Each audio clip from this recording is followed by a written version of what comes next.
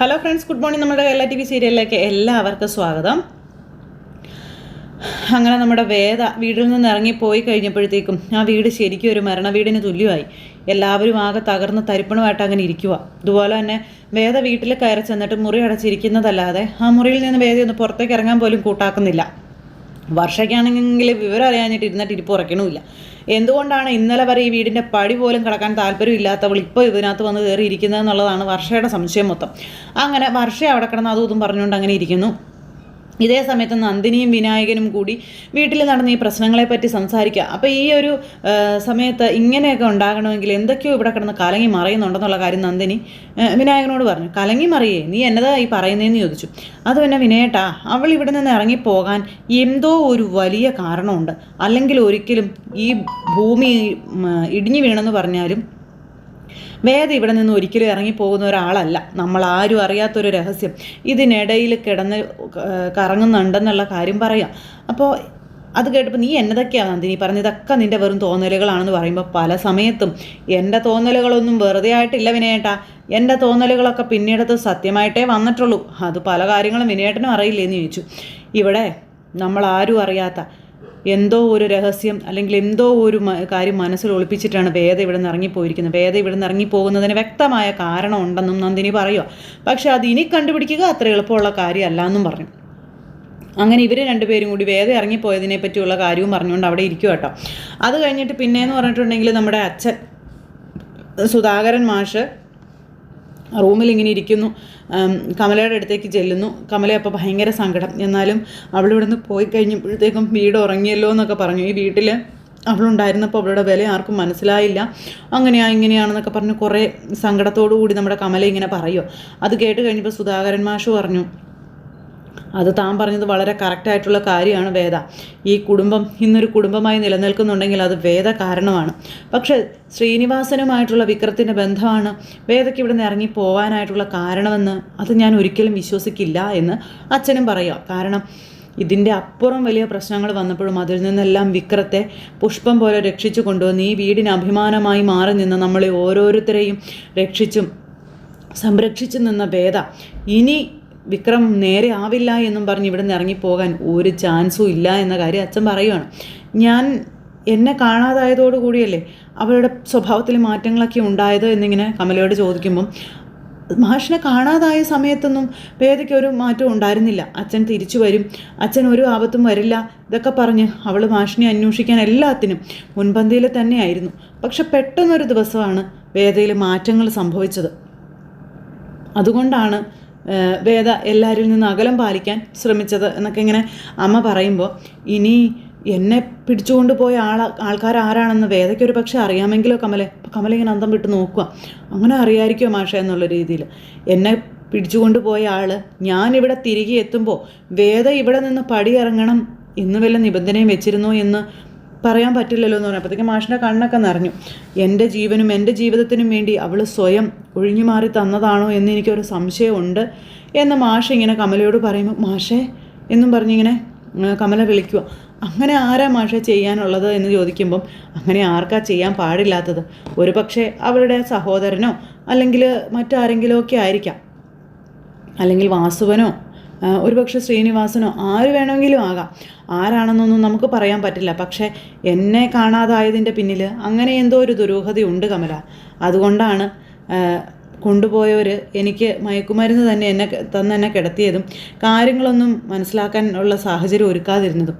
പിന്നെ ഈ കാര്യങ്ങളെല്ലാം വേദയോട് പറഞ്ഞ് വേദ ഇവിടെ നിന്ന് ഇറങ്ങിക്കൊള്ളാമെന്ന് സമ്മതിച്ച് ആയിരിക്കാം ഒരു പക്ഷേ അവരെന്നെ തിരിച്ചിവിടെ കൊണ്ട് ഉപേക്ഷിച്ചിട്ടിട്ട് പോയത്.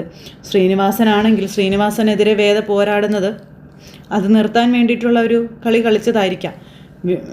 വാസുവിൻ്റെ വിക്രത്തോടുള്ള കലി അത് തീർക്കാൻ വേണ്ടി വേദ ഇനി അവന് സംരക്ഷണമായി നിൽക്കരുതെന്ന് കരുതി ചെയ്തതായിരിക്കാം.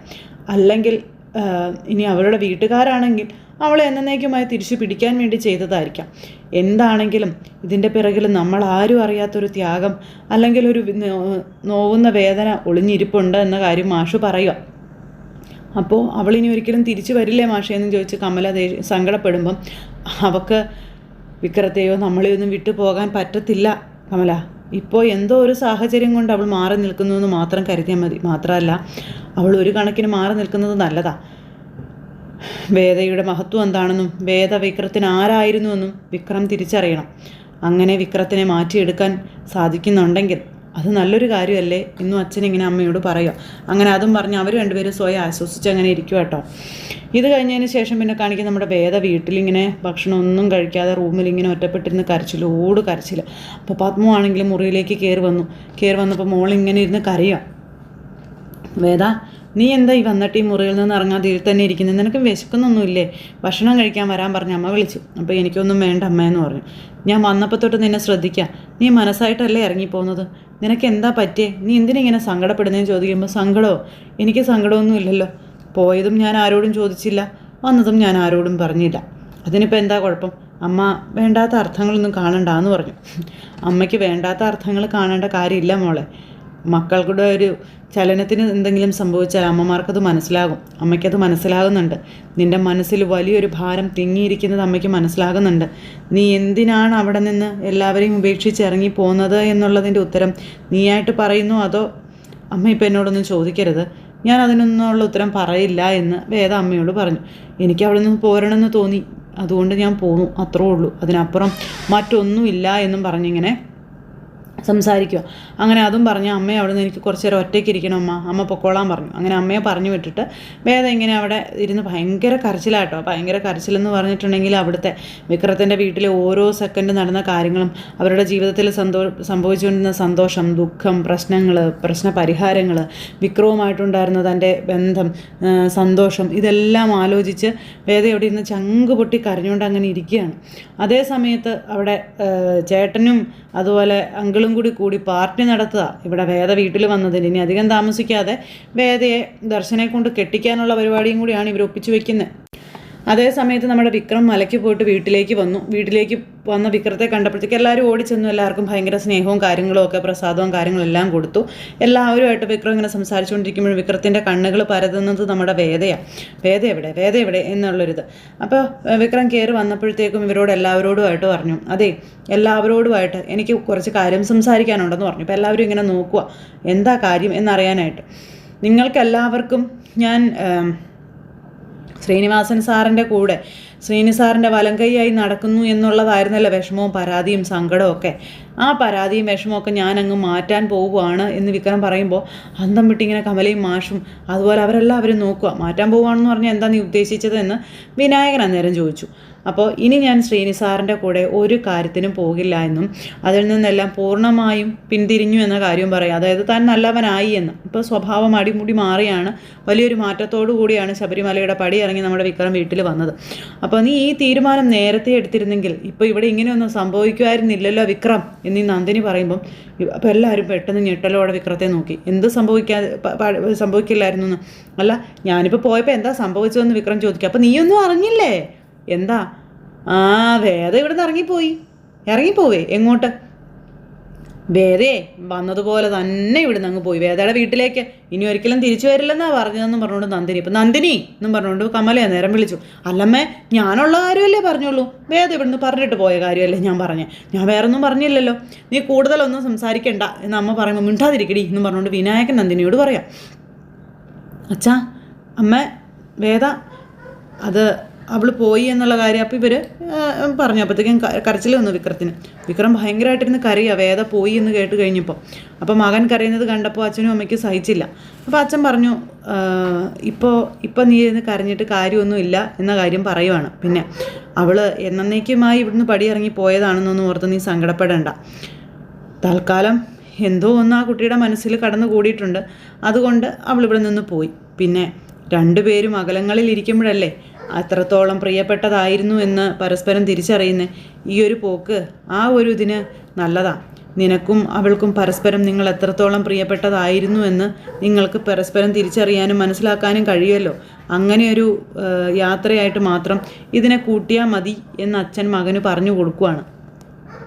അതുകൊണ്ട് ഒരുപാട് സങ്കടപ്പെടുകയൊന്നും വേണ്ട എന്നും. എന്നിട്ട് പിന്നെ നമ്മുടെ വിക്രം നേരെ മുറിയിലേക്ക് പോയി. വിക്രത്തിനാണ് സഹിക്കാൻ പറ്റുന്നില്ല. വിക്രം എല്ലാം ഉള്ളിൽ ഒളിപ്പിച്ച് വെച്ച് മുറിയിലേക്ക് പോയിട്ട് അവിടെ പോയി ഇങ്ങനെ ഇരുന്ന് സങ്കടപ്പെടുക. അപ്പോൾ അമ്മ അച്ഛനോട് പറയുവാണ് അവൻ്റെ ഉള്ളിൽ ശരിക്കും വിഷമമുണ്ട്, അവൻ ശരിക്കും വേദനിച്ചാണ് പോയത്, അവൻ്റെ ഉള്ളിൽ പിടയ്ക്കുന്നുണ്ട് എന്നുള്ള കാര്യമൊക്കെ ഇങ്ങനെ പറയുന്നു. അപ്പോൾ അതൊക്കെ കേട്ട് കഴിഞ്ഞപ്പോൾ മാഷിന് മനസ്സിലായി വിക്രത്തിന് ശരിക്കും സങ്കടമുണ്ടെന്ന്. എന്നിട്ട് വിക്രം നേരെ റൂമിൽ പോയിരിക്കുക.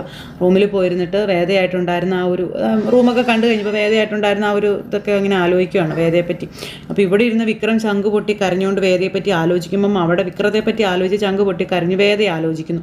എന്തായാലും ഇവർ രണ്ടുപേരും അകന്നു നിന്നപ്പം ഇവർക്ക് രണ്ടുപേർക്കും പരസ്പരം എത്രത്തോളം പ്രിയപ്പെട്ടതായിരുന്നു രണ്ടുപേരും അങ്ങോട്ടും ഇങ്ങോട്ടും എന്നുള്ള ഒരു തിരിച്ചറിവിൽ ഇങ്ങനെ നിൽക്കുക രണ്ടുപേരും. അപ്പോൾ എത്രയും പെട്ടെന്ന് ഇനി വേദയെ തിരിച്ചു കൊണ്ടുവരാനായിട്ട് വിക്രം പല കാര്യങ്ങളും ചെയ്യാനൊക്കെ ആയിട്ട് ഒരുങ്ങും. കാരണം വേദയില്ലാതെ വിക്രത്തിന് പറ്റില്ല, വിക്രം ഇല്ലാതെ വേദയ്ക്കും പറ്റില്ല. ഇവരിനി സന്തോഷമായി ജീവിക്കാൻ കുറച്ച് ദിവസം കൂടി കാത്തിരിക്കേണ്ടതായിട്ട് വരുമായിരിക്കണം. അപ്പോൾ അങ്ങനെ ഒരു സിറ്റുവേഷനും കാര്യങ്ങളും ഒക്കെ കാണിച്ചുകൊണ്ടാണ് നമ്മുടെ ഇന്നത്തെ കഥ വരാനിരിക്കുന്നത്. അപ്പോൾ ആരും മിസ് ചെയ്ത് കളയരുത് കേട്ടോ. അപ്പോൾ നമ്മുടെ എപ്പിസോഡ് ഇച്ചിരി കുറച്ച് വൈകിയേ വരുള്ളൂ. നമ്മുടെ എപ്പിസോഡിൽ ഡയലോഗുകളിൽ ചെറിയ മാറ്റങ്ങളൊക്കെ സംഭവിച്ചാലും സിറ്റുവേഷൻസ് എല്ലാം ഇത് തന്നെയാണ്. അപ്പോൾ എല്ലാവരും കാണുമെന്നും സപ്പോർട്ട് ചെയ്യുമെന്നുള്ള പ്രതീക്ഷയോടെ നിർത്തുകയാണ്. എല്ലാവർക്കും tata, see again, take care, bye by.